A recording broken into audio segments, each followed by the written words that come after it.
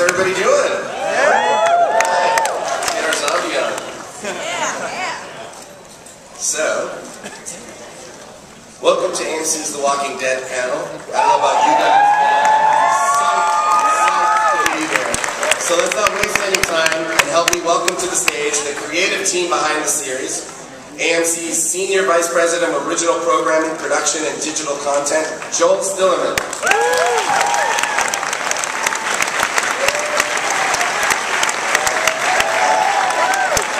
Makeup and Special Effects Guru, Greg Nicotera.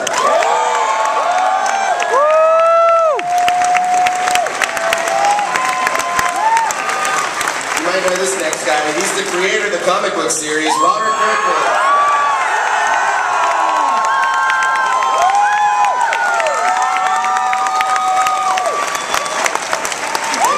Executive producer, Gail Ann Hurd. And last but not least, the producer, director, writer, Frank Darabont.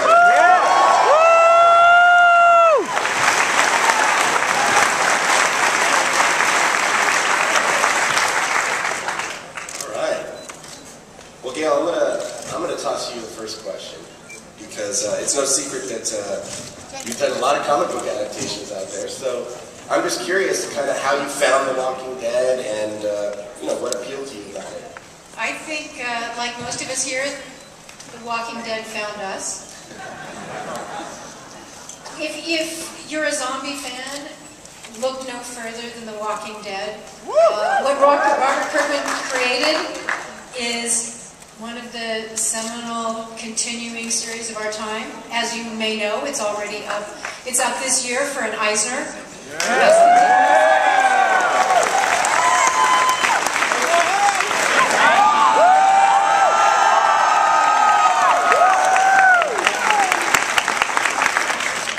You know, and so you go for the best. So we felt, Frank and I felt really honored to be able to collaborate with Robert and to keep him as involved as possible in the series. In fact, the episode that we're shooting right now, 104, Robert wrote.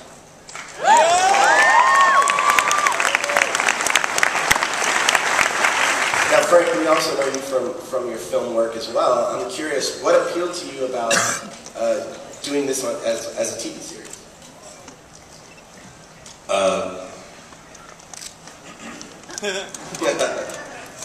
Well, the simple answer is, you know, having walked into House of Mysteries in Burbank and seen this first trade, being the zombie nut that I am, going back to seeing Night of the Living Dead.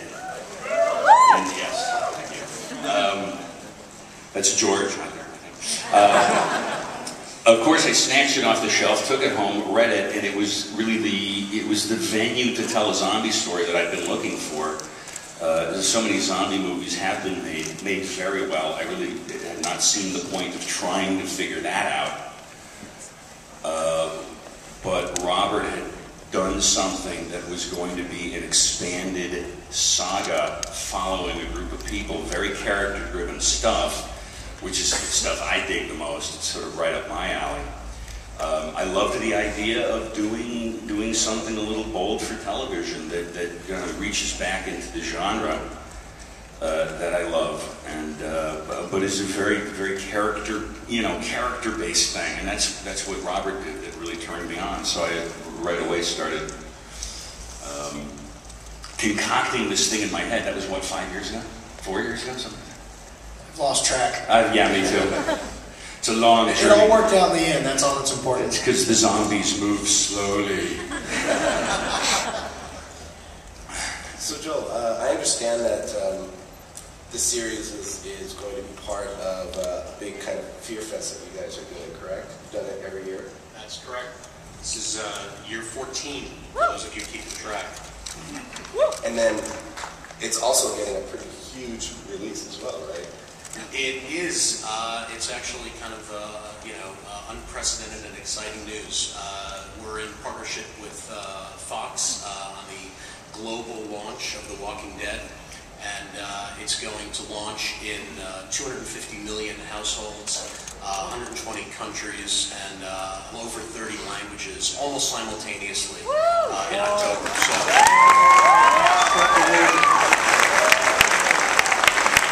So, in other words, no matter where you live, you will be able to see this movie. yeah, I think the world will know The Walking Dead is out there come October. Yeah, no pressure there, huh? Yeah. Every language, including Swahili, apparently. Robert, I was going to ask you how involved you've been with the project, but obviously you're writing an episode, so I assume the answer to that is very. Very involved. Next question. I have one. So, ultimately, the images that I've seen are awesome because it looks like they're ripped right out of the comic book panels, you know? How's it feel to see your work finally kind of translated? Working on The Walking Dead, I never really expected it to be adapted at all. I mean, I didn't really want to do a movie for obvious reasons. You can't do the zombie movie that never ends as a movie because that doesn't make any sense. And as far as television goes, I mean, it always seemed like a tough sell, zombies on TV. But to see it happen, and to see it happen in such a great way with so many excellent people involved, like these guys over here and these guys over here, and to see AMC really get behind it and commit to making a zombie show and doing everything right and pushing the limits as far as what they're going to be showing, which you guys will all see momentarily.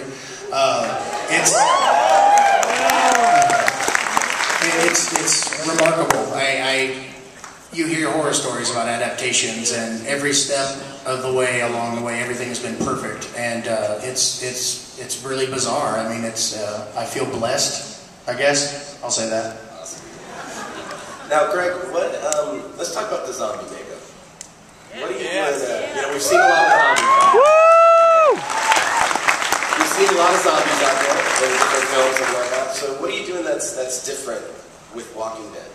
Well, Frank and I have been talking about this for 2 or 3 years as well, and just in terms of doing something different. And we really did, we tried to pull visuals directly from the graphic novel as well. The way that the zombies are drawn, there's really specific, the flesh is shrunken away from the lips. You always see teeth, you always see kind of, the straggly hair and screwed up eyes and stuff like that. So, we really used that as our gauge. We had a zombie school in Atlanta, and we spent 3 days auditioning people. One thing George Romero always said to me back when I worked on Day of the Dead was, if you ever show a group of people how to perform as a zombie, you'll have 50 people doing the exact same thing.